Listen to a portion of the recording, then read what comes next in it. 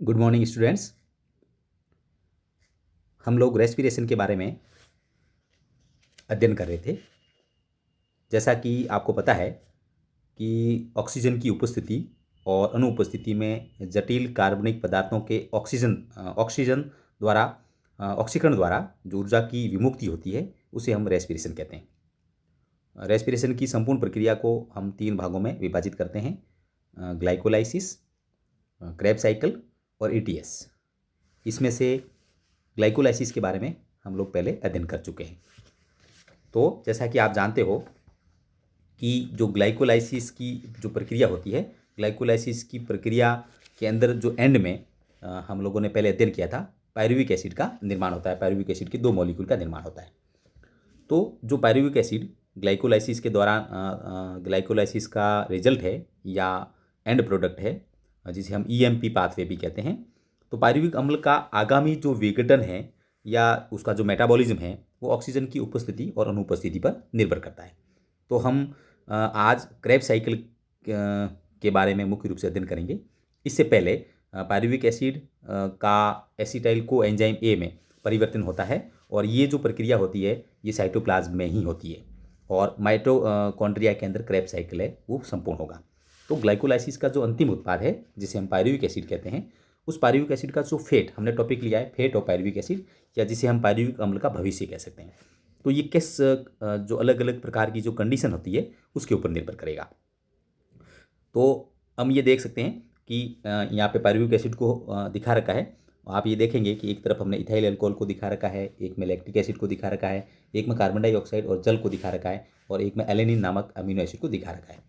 तो अलग अलग प्रकार की कंडीशन या ऑक्सीजन की उपस्थिति या अनुपस्थिति के आधार पर ये जो पायरुविक एसिड है वो अलग अलग पदार्थों में, कार्बनिक पदार्थों में टूट सकता है। सबसे पहले जिसके बारे में हम अध्ययन करेंगे, जिसको हम बोलते हैं एल्कोहलिक फर्मेंटेशन या एल्कोहलिक किण्वन। जब एनवायरनमेंट के अंदर ऑक्सीजन अनुपस्थित होती है, हायर प्लांट के अंदर भी ये एल्कोहलिक फर्मेंटेशन मिल सकता है, ईस्ट के अंदर भी आपको ये फर्मेंटेशन मिल सकता है।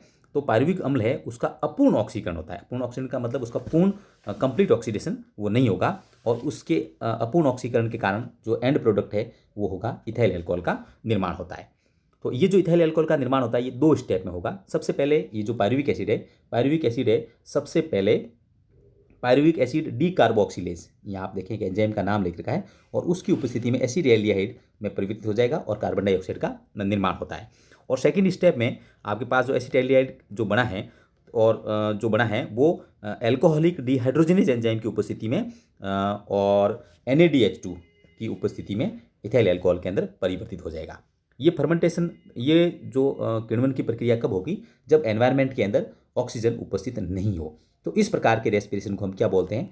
एनएरोबिक रेस्पिरेशन या अवायवीय श्वसन।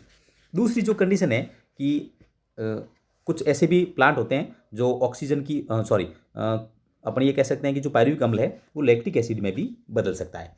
लेकिन लैक्टिक एसिड में जो बदलता है ये सामान्यतः हायर जो प्लांट होते हैं उसमें भी क्रिया नहीं होगी। कुछ जैसे एनिमल्स के अंदर जो मसल्स होती है उनके अंदर, मैमल्स के अंदर या प्राणी उत्तकों में अपन ये कह सकते हैं एनिमल टिश्यूज़ के अंदर जो मांसपेशियाँ होती है उसमें, और कुछ जीवाणु और कवकों के अंदर ये जो पायरुविक एसिड है वो लैक्टिक एसिड पे बदल देगा। लेकिन ये भी प्रक्रिया कब होगी? जब ऑक्सीजन है वो अनुपस्थित हो। तो इस क्रिया में क्या होगा? लैक्टिक एसिड डिहाइड्रोजनेज की उपस्थिति में NADH2 के मॉलिक्यूल की आवश्यकता होगी और आपके पास लैक्टिक एसिड का निर्माण होगा।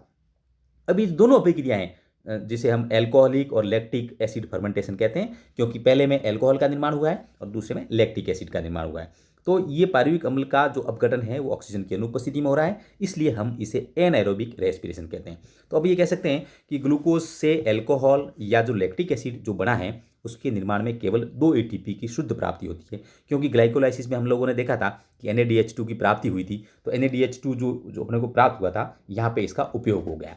तो एनएरोबिक रेस्पिरेशन के अंदर हम लोग क्या देखेंगे कि केवल जो आपके पास जो ATP है वो कितने प्राप्त हुए? 2 ATP। पायरुविक एसिड का इनकम्प्लीट ऑक्सीडेशन जिसमें अल्कोहल का निर्माण हो सकता है या लैक्टिक एसिड का निर्माण हो सकता है। कभी कभी आवश्यकता पड़ने पर ये जो पायरुविक अम्ल है वो अमीनो अम्ल में भी परिवर्तित हो सकता है। जैसे एक एग्जाम्पल दिया एलेनिन के अंदर, और ट्रांसएमिनेशन जिसको हम बोलते हैं, ट्रांसएमिनेज एंजाइम की उपस्थिति में इसका निर्माण हो सकता है। लेकिन आज जिसके बारे में हम अध्ययन करने जा रहे हैं वो है एरोबिक रेस्पिरेशन, या जिसे हम आगे जाके देखेंगे कि किस प्रकार से क्रेब्स साइकिल की प्रक्रिया है वो पूर्ण होती है। तो पायरुविक अम्ल जब ऑक्सीजन उपस्थित हो, ये जो दोनों कंडीशन है जिसमें लैक्टिक एसिड और इथाइल अल्कोहल का निर्माण होगा, इसमें ऑक्सीजन उपस्थित नहीं थी। लेकिन अगर ऑक्सीजन उपस्थित हो तो ऑक्सीजन उपस्थिति में एरोबिक रेस्पिरेशन या वायवीय श्वसन की प्रक्रिया होगी, और इसके अंत में हम लोग देखेंगे कि कार्बन डाइऑक्साइड और जल का निर्माण होगा।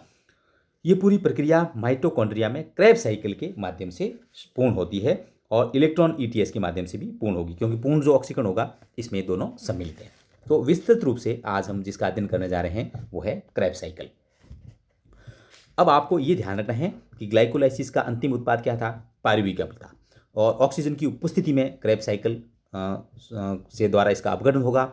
पायरुविक अम्ल के जो दोनों अणु हैं वो क्रेब्स साइकिल में प्रवेश से पूर्व एक दूसरे कंपाउंड जिसे हम एसिटाइल कोएंजाइम ए कहते हैं, 2 मॉलिक्यूल अपने पास जो प्राप्त हुए थे, तो पहले क्रेब्स साइकिल में एंटर होने से पहले पायरुविक एसिड एसिटाइल कोएंजाइम में परिवर्तित हो जाता है। ये स्टेप बहुत ही इंपॉर्टेंट है, और कई बार आपके थ्योरी के जो पेपर है उसमें भी पूछा गया है कि पायरुविक एसिड का एसिटाइल कोएंजाइम में परिवर्तन कैसे होता है, उसके अंदर कौन से एंजाइम की जरूरत होगी, कौन कौन से कोफैक्टर की जरूरत होती है। तो ये आपको जानकारी देंगे। ये जो प्रक्रिया होती है एसिटाइल को पायरुविक एसिड से एसिटाइल कोएंजाइम ए में जो परिवर्तन होगा, ये किस में होगी? साइटोप्लाज्म के अंदर अभिक्रिया होगी, यानी जहाँ पे ग्लाइकोलाइसिस की प्रक्रिया होती है उसी के अंदर ये प्रक्रिया पूर्ण होगी। उसके बाद एसिटाइल कोएंजाइम में माइटोकॉन्ड्रिया में प्रवेश करता है। तो अपन ये कह सकते हैं कि पायरुविक अम्ल का जो ऑक्सीडेटिव डिकार्बोक्सिलेशन, या जिसे हम ऑक्सीकारी विकार्बोक्सीकरण कहते हैं, द्वारा एसिटाइल कोएंजाइम में परिवर्तन होता है। अब आपको ये ध्यान रखना है कि इस संपूर्ण प्रक्रिया के अंदर एक एंजाइम कॉम्प्लेक्स की जरूरत होती है, जिसे हम पायरुवेट डिहाइड्रोजिनेज एंजाइम कॉम्प्लेक्स कहते हैं। और एक्चुअली ये जो एंजाइम है वो 3 एंजाइमों के मिश्रण से बना होता है। पहला एंजाइम है पायरुवेट डिकार्बोक्सिलेज, दूसरा एंजाइम है लिपोइड ट्रांसफरेज, और तीसरा एंजाइम है लिपोइड डिहाइड्रोजिनेज। इसके अलावा 5 कोफैक्टर की जरूरत होती है। कौन कौन से? मैग्नीशियम आयन, टीपीपी जिसे हम थायमीन पायरोफॉस्फेट कहते हैं, एनएडी जिसे हम निकोटिनेमाइड एडेनिन डाइन्यूक्लियोटाइड कहते हैं, और लिपोइक एसिड और एसिटाइल कोएंजाइम ए और लिपोइक एसिड। तो आपके पास ये जो एंजाइम है जिसको हम पायरुवेट डिहाइड्रोजिनेज कहते हैं, उसके अंदर 3 एंजाइमों का मिश्रण, 5 कोफैक्टर होते हैं, तब जाके पायरुविक एसिड का परिवर्तन किस में होगा? एसिटाइल कोएंजाइम में होगा। अब हम देखेंगे कि जो पायरुविक एसिड अपने पास जो बना है वो एसिटाइल कोएंजाइम में परिवर्तित होता है। तो ये भी अभिक्रिया आपके थ्योरी के हिसाब से काफ़ी इंपॉर्टेंट है। सबसे पहले स्टेप आप लोग देखोगे कि पायरुविक एसिड, आप यहाँ देख सकते हैं, यहाँ पे पायरुविक एसिड दिखा रखा है, टीपीपी थायमीन पायरोफॉस्फेट जिसको हम बोलते हैं, ये एक प्रकार का कोफैक्टर है। ये दोनों मिलके मैग्नीशियम आयन की उपस्थिति में, आप लोग ये देख सकते हैं, मैग्नीशियम आयन की उपस्थिति में एक कॉम्प्लेक्स का निर्माण होता है, और इस कॉम्प्लेक्स को हम बोलते हैं एसिटाइल टीपीपी जटिल। आप लोग देख सकते हैं, ये देखो एसिटाइल टीपीपी जटिल का निर्माण हो गया। ठीक है, और आप इसमें ये भी देखेंगे कि ये जो एसिटाइल टीपीपी है, ये एसिटाइल टीपीपी जटिल जब पूर्ण रूप से बन गया तो इसके अंदर CO2 है, ये रिलीज भी हुई। तो अपन ये कह सकते हैं कि मैग्नीशियम आयन और डिकार्बोक्सिलेज, ये एंजाइम आपको दिखा रखा है, इसकी उपस्थिति में सबसे पहले आपके पास किसका निर्माण हो गया? एसिटाइल टीपीपी कॉम्प्लेक्स का ये यहाँ पे निर्माण हो गया पूर्ण रूप से। अब सेकेंड स्टेप में क्या होगा कि ये जो एसिटाइल टीपीपी कॉम्प्लेक्स बना है, ये लिपोइक एसिड, आप ये देखेंगे यहाँ लिपोइक एसिड को दिखा रखा है, और ये लिपोइक एसिड कैसा है? ऑक्सीकृत है या ऑक्सीडाइज्ड है। ये दोनों मिलके ट्रांसफरेज एंजाइम की उपस्थिति में एक अन्य एंजाइम जिसे हम एसिटाइल हाइड्रोलिपोइड कहते हैं, आप ये देखेंगे, मैं वापस यहाँ पे दिखा देता हूँ, ये कॉम्प्लेक्स आपके पास बन गया, और ये लिपोइक एसिड, ये दोनों ये मिलके इस स्टेप के अंदर आप देखेंगे तो किसका निर्माण हो गया? एसिटाइल हाइड्रोलिपोइड का निर्माण हो गया। और जो आपके पास टीपीपी था ये पुनः फ्री हो गया, और टीपीपी वापस इस साइकिल को संपूर्ण करने के लिए फ्री हो गया। अब आगे के तीसरे स्टेप के अंदर हम क्या देखेंगे कि एसिटाइल जो हाइड्रोलिपोइड है वो कोएंजाइम ए, इस कोफैक्टर की उपस्थिति में एसिटाइल लिपोइक एसिड और एसिटाइल कोएंजाइम ए में परिवर्तित हो गया। आपको ये ध्यान रखना है कि हम किसका अध्ययन कर रहे हैं? पायरुविक एसिड का परिवर्तन किस में हो रहा है? पायरुविक एसिड का परिवर्तन किस में हो रहा है? पायरुविक एसिड का परिवर्तन हो रहा है एसिटाइल कोएंजाइम ए में, क्योंकि एसिटाइल कोएंजाइम ए है वो क्रेब्स साइकिल में प्रवेश करेगा। अच्छा, इस अभिक्रिया के दौरान आप लोग देखेंगे कि एसिटाइल लिपोइक एसिड है, ये वापस डिहाइड्रोजनेज एंजाइम की उपस्थिति में यहाँ हाइड्रोजन मुक्त होता है, जो NADH2 के निर्माण में काम आ जाता है, और लिपोइक एसिड जो है वो वापस साइकिल को कंप्लीट करने के लिए यहाँ पे फ्री हो जाएगा। यानी अपन ये कह सकते हैं कि लिपोइक एसिड का यहाँ पे क्या हो गया? रीजनरेशन हो गया। तो ये जो संपूर्ण अभिक्रिया है कि पायरुविक एसिड का एसिटाइल को एंजाइम में जब परिवर्तित हो रहा है, तो जो एंजाइम जिसमें आप देखेंगे, वापस एंजाइम में बताता हूँ, डीहाइड्रोजनेज यहाँ पे काम आ गया और डी कार्बोक्सिलेज जो है वो इस यहाँ पे काम आ गया। तो ये एंजाइम भी इसमें अलग अलग जगह पे काम आएंगे और ये अभिक्रिया पूर्ण रूप से कंप्लीट होती है।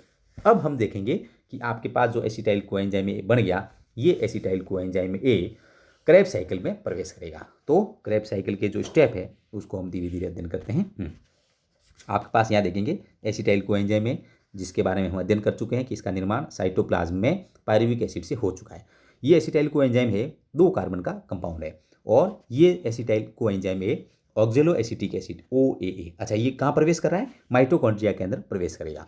माइटोकॉन्ड्रिया के अंदर प्रवेश करके ऑक्जेलो एसिटिक एसिड, जिसे हम OAA कहते हैं, से मिलके सिट्रिक एसिड सिंथेटेज, जितनी भी जो ग्लाइकोलाइसिस और क्रेब्स साइकिल की जो प्रक्रिया है उसके अंदर आपको स्टेप भी ध्यान रखना है और एंजाइम का भी ध्यान रखना है। तो सिट्रिक एसिड सिंथेटेज एंजाइम की उपस्थिति में यह प्रक्रिया उत्प्रेरित होती है और इस प्रक्रिया के फलस्वरूप हम ये देखेंगे कि को एंजाइम ए, क्योंकि एसिटाइल को एंजाइम में था तो को एंजाइम यहाँ पे मुक्त हो गया और 6 कार्बन के एक कंपाउंड का निर्माण होता है जिसे हम सिट्रिक एसिड कहते हैं। तो अच्छा, ये जो को एंजाइम में है ये पायरुविक अम्ल के दूसरे अणु के अपघटन हेतु वापस काम आ जाएगा। तो आपके पास किसका निर्माण हो गया? सिट्रिक एसिड का निर्माण हो गया। दूसरे स्टेप में हम लोग क्या देखेंगे कि सिट्रिक एसिड का समावयवीकरण होता है और समावयवीकरण होने से हम यहाँ दूसरे स्टेप पे आ जाते हैं। यहाँ पे सिट्रिक एसिड का समावयवीकरण किस में होगा? आइसोसिट्रिक एसिड में हो जाएगा। तो इसमें क्या होगा कि ये अभिक्रिया 2 स्टेप में होगी।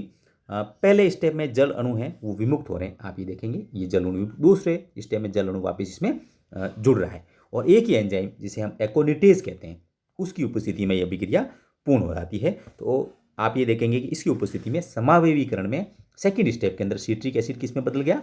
आइसोसिट्रिक एसिड में परिवर्तित हो गया। अब जो थर्ड स्टेप है, थर्ड स्टेप में हम देखेंगे कि आइसोसिट्रिक एसिड का ऑक्सीकरण होता है और उससे किसका निर्माण हो गया? ऑक्जेलोसक्सिनिक एसिड का निर्माण हो गया। ये भी 6 कार्बन का कंपाउंड है और इस अभिक्रिया के अंदर आइसोसिट्रिक डिहाइड्रोजिनेज एंजाइम काम आता है। हाइड्रोजन यहाँ पे जो मुक्त होती है वो NAD द्वारा ग्रहण के लिए, ये NADP लिख दिया इन्होंने, आप यहाँ पे NAD देखें, इसको P नहीं पढ़े, और NADH2 का निर्माण हो जाएगा और मैग्नीज एज ए को फैक्टर के रूप में, मैग्नीशियम, ये भी यहाँ पे गलत लिखा हुआ है, यहाँ पे जो को फैक्टर होगा वो मैग्नीशियम आयन होगा। तो ये आपको ध्यान रखना है। तो ये पहला ऐसा स्टेप है जहाँ पे अपन ये कह सकते हैं कि NADH2 का निर्माण हो गया। अब हम आ जाते हैं स्टेप नंबर 4, क्योंकि अपने पास ऑक्जेलोसक्सिनिक एसिड बन चुका है। तो ऑक्जेलोसक्सिनिक एसिड के डी कार्बोऑक्सीलेशन से आपके पास किसका निर्माण होगा? अल्फा कीटोग्लूटरिक एसिड का निर्माण होगा। यहाँ पे एंजाइम कौन सा है?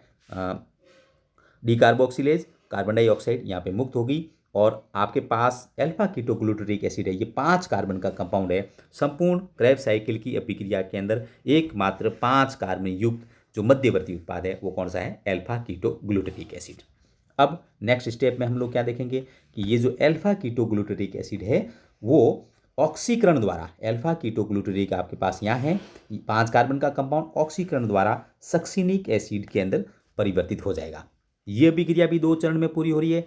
प्रथम चरण में आप क्या देखोगे कि अल्फा कीटोग्लूटरिक एसिड किस में परिवर्तित हो गया? सक्सिनिल कोएंजाइम ए में, और ये 4 कार्बन का कंपाउंड है। यहाँ पे भी आप देखेंगे कि CO2 मुक्त हो गई और इसमें भी हाइड्रोजन जो मुक्त हुई है वो NADH2 द्वारा ग्रहण कर ली गई है और एंजाइम जो है वो कीटोग्लूटरिक डिहाइड्रोजिनेज एंजाइम है, वो इस अभिक्रिया के अंदर काम आएगा। इसके अंदर भी आपको ये ध्यान रखना है कि ये उसी प्रकार का स्टेप है जिस प्रकार का जो स्टेप है आपके पायरुविक एसिड से एसिटाइल को एंजाइम में परिवर्तन हुआ था, बिल्कुल उसी प्रकार के वो 5 को फैक्टर है वो यहाँ पे भी काम आएंगे। अब सेकेंड स्टेप में क्या होगा कि जब आपका पास सक्सिनिल को एंजाइम बन गया तो सक्सिनिक थायोकाइनेज की उपस्थिति में इसका परिवर्तन किस में हो जाएगा? सक्सिनिक एसिड के अंदर परिवर्तित हो जाएगा। अब इस क्रिया के अंदर क्या होगा कि जो इनऑर्गेनिक फॉस्फेट है वो गुआनोसिन डाइफॉस्फेट के अणु का, गुआनोसिन ट्राइफॉस्फेट जो इनऑर्गेनिक फॉस्फेट है GTP के साथ जुड़कर किसका निर्माण कर लेती है? GTP के साथ, और ये GTP बाद में ADP से संयोजित होकर ATP का निर्माण कर सकती है। तो आप ये ध्यान रख सकते हैं ये जो स्टेप है अपने पास, ये स्टेप कौन सा? सक्सिनिल कोएंजाइम ए से सक्सिनिक एसिड बनेगा, यहाँ पे एक आपके पास ATP का निर्माण हो रहा है। नेक्स्ट स्टेप में आप देखेंगे कि स्टेप नंबर हम कह सकते हैं कि सिक्स्थ स्टेप में क्या होगा? सक्सिनिक एसिड है उसका ऑक्सीकरण हो गया और सक्सिनिक एसिड किस में परिवर्तित हो गया? फ्यूमेरिक एसिड में परिवर्तित हो गया। यहाँ पे जो हाइड्रोजन है वो ग्रही है, FAD फ्लेविन एडिनिन डाइन्यूक्लियोटाइड जिसे हम कहते हैं वो इलेक्ट्रॉन ग्राही का कार्य करेगा, FADH2 का निर्माण हो गया और एंजाइम कौन सा आ जाएगा, सक्सिनेट डिहाइड्रोजिनेज। स्टेप नंबर जो 7 है उसमें फ्यूमिक एसिड जो है आपके किस में परिवर्तित हो गया, मैलिक एसिड के अंदर परिवर्तित हो गया और इसमें जल के अणु को ग्रहण किया जाता है और फ्यूमेरेज जो एंजाइम है वो मुख्य रूप से इस अभिक्रिया को उत्प्रेरित करता है। अब जो सबसे लास्ट जो स्टेप है आपके पास, क्योंकि मैलिक एसिड बन चुका है, ये 4 कार्बन का कंपाउंड है, यहाँ पे आप देखेंगे ये मैलिक एसिड आपके बन गया, ये मैलिक एसिड किस में परिवर्तित हो गया, ऑक्जेलो एसिटिक एसिड में परिवर्तित हो गया। अंतिम चरण में ये अपन कह सकते हैं कि ऑक्जेलो एसिटिक एसिड से ही अभिक्रिया स्टार्ट हुई थी, तो OA जिसे हम कहते हैं उसका रीजनरेशन अंतिम स्टेज में वापस हो गया। मैलिक अम्ल जो बनता है ऑक्जेलो एसिटिक एसिड में, इसके लिए एंजाइम है वो मैलिक डिहाइड्रोजिनेज होगा और NAD की उपस्थिति में ये ऑक्सीकृत होता है, तो एक NADH2 का निर्माण यहाँ पे भी आपके पास हो गया। अब संपूर्ण अभिक्रिया के अंदर आपको देखेंगे कि किस किस जगह अपने पास ऊर्जा है वो निर्माण होगी, ETS में कहाँ काम आएगी। तो आप ये देख सकते हैं कि पहले जो ऊर्जा का उत्पादन, तो पहला जो NADH2 एक कहाँ बनेगा, जब पायरुविक एसिड से एसिटाइल को एंजाइम के अंदर परिवर्तित हुआ वहाँ बन गया। दूसरा आइसोसिट्रिक एसिड से ऑक्जेलो सक्सिनिक एसिड बना, वहाँ पे आपके पास NADH2 का मॉलिक्यूल बना। तीसरा जो बना अल्फा-केटोग्लूटरिक एसिड, जब सक्सिनिल कोएंजाइम में परिवर्तित हो गया तब बन गया। एक ATP आपके पास सक्सिनिल कोएंजाइम में से सक्सिनिक एसिड बना तब बन गई। एक FADH2 जो मॉलिक्यूल बना है वो सक्सिनिक एसिड से फ्यूमेरिक एसिड बना तब बना। और अंतिम जब मैलिक एसिड ऑक्जेलो एसिटिक एसिड में बन गया तब भी आपके पास NADH2 का निर्माण हो गया। तो जब ETS अभिक्रिया हम पढ़ेंगे तब ये जो स्टेप है ये वापस आएगी और किस प्रकार से ATP का निर्माण उसमें होता है उसको हम नेक्स्ट जो इलेक्ट्रॉन ट्रांसपोर्ट सिस्टम है उसमें अध्ययन करेंगे। धन्यवाद।